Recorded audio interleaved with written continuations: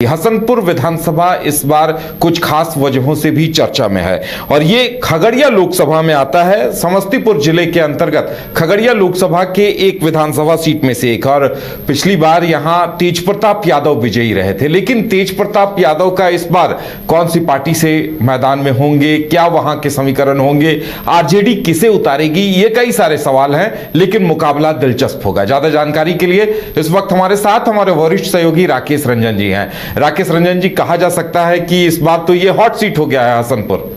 जी हाँ, इस बार hot seat हो गया है हसनपुर। और पिछली बार ये सीट वीआईपी सीट थी क्योंकि तेज प्रताप यादव यहां से चुनाव लड़ रहे थे। और इस बार हॉट इसलिए है कि अब अगर तेज प्रताप चुनाव नहीं लड़ेंगे तो उनकी जगह आरजेडी से कौन प्रत्याशी होंगे। देखिए, अब तेज प्रताप जो हैं ये तो चूंकि अब आरजेडी में है नहीं तो निश्चित तौर पर वो आरजेडी के प्रत्याशी होंगे नहीं। और एक चर्चा इस बात को भी लेकर है कि क्या टीम तेज प्रताप हसनपुर में अपना कैंडिडेट उतार सकती है। अगर उतारती है तब क्या कुछ होगा, वो एक दिलचस्प स्थिति का निर्माण कर देगा हसनपुर विधानसभा क्षेत्र में। तो इस तरह से अगर आप देखिए तो चीजें बहुत कुछ बदल गई हैं पिछले 5 सालों में, और खास करके पिछले चंद महीनों में बहुत कुछ बदला। अब चूंकि तेज प्रताप जो है वो राजद का हिस्सा नहीं है और उन्होंने ये भी घोषणा कर दी है कि वो महुआ से चुनाव लड़ेंगे। हालांकि उन्होंने एक और बात कही है, एक जगह मैं सुन रहा था कि हो सकता है कि वो 2 जगह से चुनाव लड़ें, लेकिन वो दूसरी जगह कौन सी होगी इस पर उन्होंने अभी जो है बहुत कुछ साफ नहीं किया है। लेकिन कहकर वो मुस्कुराए जरूर हैं। अब उनकी मुस्कुराहट के पीछे क्या कुछ है ये तो आने वाले वक्त में पता चलेगा। चूंकि अब देखिए तेज प्रताप की अपनी टीम तेज प्रताप है, उनकी टोपी का रंग बदल गया है। पहले हरी टोपी पहना करते थे, अब पीले कलर की उनकी टोपी है। तो इस तरह से वो एक अपना जो है संगठन बनाते हुए दिख रहे हैं और इसलिए हसनपुर में चुनाव जो है वो दिलचस्प हो गया है। और सभी की जुबान पर एक ही शब्द है, एक ही सवाल है कि तेज प्रताप की जगह आरजेडी से कौन। ये एक बड़ा सवाल है। आज इस सवाल का जवाब हम ढूंढने की कोशिश करेंगे कि तेज प्रताप की जगह हसनपुर से कौन चुनाव लड़ सकते हैं। वैसे जहां तक हसनपुर विधानसभा क्षेत्र की बात है तो ये समाजवादियों का गढ़ रहा है। सोशलिस्ट पार्टी की जो विचारधारा है वही यहाँ पल्लवित पुष्पित हुई, वही यहाँ पर प्रवाहित भी हुई, और वो इतनी यहाँ रच बस गई लोगों के दिलों में कि यहाँ पर आम तौर पर आप देखिए तो सोशलिस्ट पार्टियां अलग अलग नामों से यहाँ चुनाव जीतती रहीं। हसनपुर से गजेंद्र प्रसाद हिमांशु जैसे बड़े सोशलिस्ट लीडर हुए जो कि यहाँ से चुनाव जीते, और 1 बार 2 बार नहीं जीते बल्कि गजेंद्र प्रसाद हिमांशु 7 बार चुनाव यहाँ पर जीते हैं। और उसमें 5 बार उन्होंने लगातार जीत दर्ज की थी, 67, 69, 72, 77 और 80 में, और फिर 90 और 2000 में भी वो चुनाव जीते। उसके अलावा सुनील कुमार पुष्पा में जो कि यहां से 3 बार चुनाव जीते हैं। अब देखिए बीजेपी का यहां अब तक खाता नहीं खुला है, उसकी हाथ जो है वो बिल्कुल खाली है। और इसके अलावा आप देखिएगा तो कांग्रेस के नाम भी यहां सिर्फ 1 जीत है। कुल 14 चुनाव जो है अब तक हसनपुर में हुए हैं।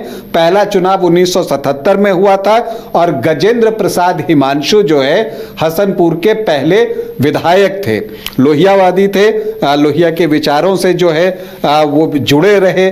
और आप देखिएगा कि कर्पूरी ठाकुर के साथ उन्होंने क्लोजली काम किया।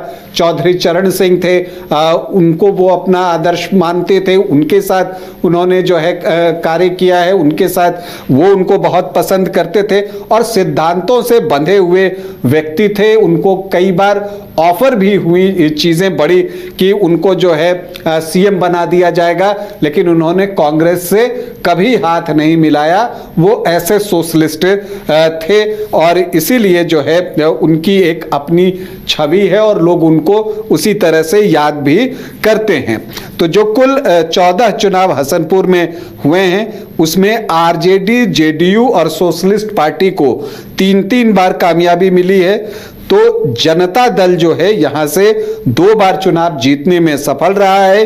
कांग्रेस, जनता पार्टी और जनता पार्टी सेकुलर को एक एक बार कामयाबी मिली है। तो 14 चुनावों में 13 बार जो है सोशलिस्ट पार्टियां ही यहां से चुनाव जीती हैं। सिर्फ एक बार कांग्रेस को जीत मिली है और वो भी 1985 में जब इंदिरा गांधी की हत्या हुई थी और 1984 में, और उसके बाद जो एक सहानुभूति की लहर थी उसी पर सवार होकर कांग्रेस हसनपुर में 1985 में चुनाव जीतने में सफल हुई थी।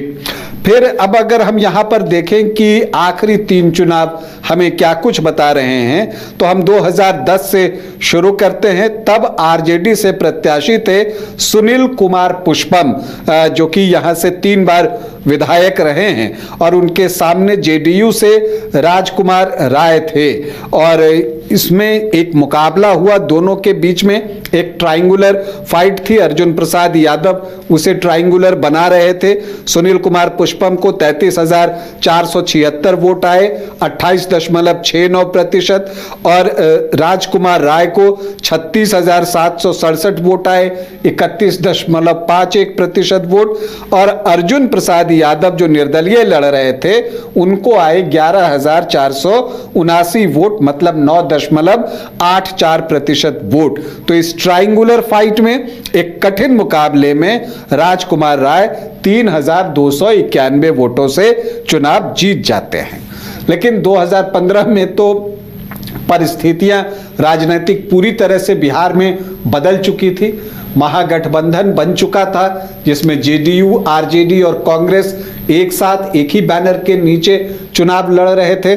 और यहां पर चूंकि ये सिटिंग सीट थी जेडीयू की, तो लड़ने के लिए भी ये जेडीयू को ही दी गई, और राजकुमार राय जो है फिर से यहां पर चुनावी मैदान में उतरे, और जो महागठबंधन बना था उसका एडवांटेज जो है यहां पर राजकुमार राय को मिला भी। जहां तक एनडीए का सवाल है, वो आरएलएसपी से विनोद चौधरी जो है वो चुनावी मैदान में उतरे और उनको 33,494 वोट आए, 22.83% वोट। और सुनील कुमार पुष्पम जो पिछला चुनाव आरजेडी के टिकट पर लड़े थे, वो इस बार जाप लोकतांत्रिक के टिकट पर चुनावी मैदान में उतरे, 13.46% वोट लाए, 19,756 वोट। तो राजकुमार राय को आए 63,094 वोट, 43% उनका वोट परसेंट था। तो फिर से एक ट्रायंगुलर फाइट थी, लेकिन इसमें राजकुमार राय को 29,600 वोटों की बड़ी और विशाल जीत मिली। 2020 में परिस्थितियां बदल गई। तब जो है जेडीयू वापस से एनडीए फोल्डर में आ गया, तो सीट तो लड़ने के लिए एनडीए से जेडीयू को दे दी गई, राजकुमार राय ही प्रत्याशी बने। लेकिन राजद ने जो है यहां से तेज प्रताप यादव को चुनावी मैदान में उतार दिया और यहां से तैयारी कर रहे छत्रपति यादव को खगड़िया शिफ्ट कर दिया। अब जब यहां मुकाबला हुआ तो जो अपने स्वभाव के अनुसार यहां फिर से ट्रायंगुलर फाइट ही देखने को मिली, बल्कि मल्टी कॉर्नर सबने थोड़े थोड़े वोट काटे। लेकिन तब तेज प्रताप की तरफ एक हिस्सा एक्यूमुलेट हुआ और वो हिस्सा बड़ा था, 80,991 वोटों का 47.27% वोट। और राजकुमार राय को वोट मिले 59,852 वोट, मतलब 35% के आसपास वोट, 34.93%। और यहां पर अर्जुन प्रसाद यादव जाप लोकतांत्रिक के टिकट पर चुनावी मैदान में उतरे, 9,882 वोट लेकर आए, 5.8% वोट। और मनीष कुमार सैनी एलजेपी के टिकट पर थे, 8,797 वोट, मतलब 5.13% वोट। तो यहां पर इसका एडवांटेज तेज प्रताप यादव को मिला और वो 21,139 वोटों से चुनाव जीतने में सफल रहे। लेकिन ये 2020 की बात है। अब 2025 में क्या होगा, क्योंकि तेज प्रताप आरजेडी के टिकट से तो अब हसनपुर नहीं लड़ने जा रहे, वो वैसे भी महुआ जो है लड़ने की सोच रहे हैं। तो ऐसे में आरजेडी की तरफ से कुछ दावेदार हैं। एक तो तेज प्रताप यादव विधायक थे, तो विधायक प्रतिनिधि थी विभा देवी, वो प्रयास कर रही हैं, घूम भी रही हैं पंचायतों में, गांवों में और जनसंपर्क करने का प्रयास कर रही हैं, उनका दावा है। लेकिन 3 बार के एमएलए सुनील कुमार पुष्पम भी पूरा जोर लगा रहे हैं और वो चाहते हैं कि टिकट उनको मिले। लेकिन जो चर्चा सबसे ज्यादा एक चल रही है वो राम नारायण मंडल की चल रही है, उर्फ बच्ची मंडल उनको लोग कहते हैं, उनकी चर्चा भी काफी है। और फिर ललन यादव उर्फ ललितेश्वर प्रसाद यादव के नाम की भी चर्चा है। तो ये कुछ एक नाम जो हैं वो आरजेडी की तरफ से फ्लोट हो रहे हैं। और आपको ये भी बता दूं कि एक चर्चा ये भी है कि चूंकि पिछली बार जो है आप देखिएगा कि बेलदौर से कांग्रेस के चंदन यादव चुनाव लड़े थे, लेकिन उस सीट पर वीआईपी की नजर है। तो अगर वीआईपी बेलदौर से चुनाव लड़ती है तो चंदन यादव जो राहुल गांधी के करीबी हैं वो हो सकता है कि खगड़िया पहुंच जाएं, खगड़िया से चुनाव लड़ने के लिए। और अगर वो खगड़िया पहुंच गए तो जो खगड़िया के आरजेडी के विधायक हैं छत्रपति यादव, वो हो सकता है कि हसनपुर आ जाए, क्योंकि वो पिछली बार भी हसनपुर के लिए ही तैयारी कर रहे थे और उनके पिता यहीं से चुनाव लड़ते थे। तो नेचुरली एक वो भी जो है संभावना बनती है। हालांकि फिलहाल वो खगड़िया की ही तैयारी में लगे हुए हैं। अब अगर आप यहाँ के जातीय समीकरण को देखिए जो कि एक अनुमान पर आधारित है, तो आप देखिएगा कि यहाँ पर जो एससी वोटर्स हैं वो 17.55% है। जो यादव वोटर्स हैं वो 25.5 से 26.5% है। कोई तो 28 से 30% तक बोलते हैं। यादव बहुल है, इसको मिनी मधेपुरा भी कहा जाता है। और यहाँ पर आप देखिएगा कि जो मुस्लिम वोटर्स हैं वो 11.2% है। तो जो एमवाई है वो 37 से 38% तक पहुंच जाता है। राजपूत, भूमिहार और ब्राह्मण जो सामान्य जाति के वोट की हम बात करें तो वो 7 से 8% है, जिसमें राजपूत सर्वाधिक हैं 4 से 5% के आसपास। कुशवाहा यहाँ पर 4.5 से 5% और कुर्मी 4 से 5%। तो 9 से 10% जो है वो लवकुश के वोट हैं। इसके अलावा आप देखें तो वैश्य वोटर्स की अच्छी संख्या है 10 से 11%। तो जो जातियां एनडीए को वोट करती हैं उनका आंकड़ा 26 से 28% के ही आसपास पहुंचता है। तो समीकरण आरजेडी के मुफीद है, एमओआई यहां पर स्ट्रांग है। हालांकि अगर आप यहां पर देखें तो पासवान वोटर्स की संख्या अच्छी है, और चूंकि चिराग पासवान इस बार एनडीए के साथ हैं अब तक, तो उससे वो वोट अगर एनडीए की तरफ शिफ्ट होता है तो 8 साढ़े 8% के आसपास पासवान वोटर्स भी हैं, तब फिर मुकाबला जो है वो करीबी हो जाएगा।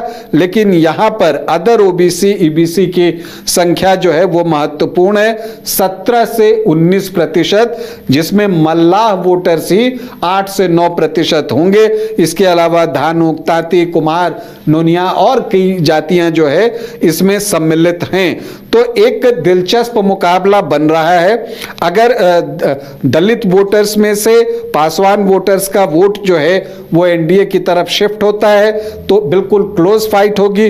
वैसी परिस्थिति में अदर ओबीसी ईबीसी के जो 17 से 19% वोट हैं वो हसनपुर में डिसाइड करेंगे कि चुनाव कौन जीतेगा। लेकिन अगर मुकेश सहनी का जोर चला तो फिर मल्लाह वोटर्स अगर उनके पीछे लामबंद होते हैं तो ये 8 से 9% वोट जो है वो महागठबंधन को जा सकता है। तो वैसी परिस्थिति में भी जो है महागठबंधन को फायदा हो सकता है। लेकिन चूंकि ये यादव बहुल इलाका है तो यहां पर दोनों तरफ से प्रत्याशी भी आपको यादव ही मिलेंगे। पिछली बार भी तेज प्रताप यादव थे तो सामने राजकुमार राय थे, तो आरजेडी कोई यादव कैंडिडेट ही देगा और जेडीयू भी जो है आपको यहां यादव कैंडिडेट ही देगा। तो यादव वोटरों में भी एक सेंधमारी होगी, लेकिन वो कितनी होगी ये महत्वपूर्ण है। बड़ा हिस्सा निश्चित तौर पर आरजेडी के पास जाएगा लालू प्रसाद यादव और तेज तेज प्रताप यादव के नाम पर। देखना यह है कि यहां से जनसुराज जो है किसे प्रत्याशी बनाता है और वो कितना खेल खराब करता है और किसका खेल खराब करता है, यह देखना दिलचस्प होगा। लेकिन सबसे ज्यादा दिलचस्पी जिस बात को लेकर है वो ये है कि क्या तेज प्रताप यादव हसनपुर में अपना कैंडिडेट देंगे, और अगर वो कैंडिडेट देंगे तो वो किस जाति से देंगे। क्योंकि यहां पर आप देख रहे हैं कि आरजेडी के कई दावेदार हैं, टिकट तो एक को ही मिलेगा। तो क्या यहां पर जो है तेज प्रताप यादव कोई यादव कैंडिडेट मैदान में उतारते हैं, और अगर वो उतारते हैं तो वो कितना खेल खराब करते हैं, इस पर भी बहुत कुछ जो है वो निर्भर करेगा। तो हसनपुर का चुनाव जो है इस बार बहुत दिलचस्प होगा, कांटे का होगा, और निश्चित तौर पर हसनपुर को आप हॉट सीट में गिन सकते हैं। चलिए, तो लालू के बड़े लाल तेज प्रताप यादव क्या कमाल दिखाएंगे हसनपुर में, इसका हमें इंतजार रहेगा, और समीकरण क्या होंगे ये कुछ दिनों के बाद ही पता चल पाएगा।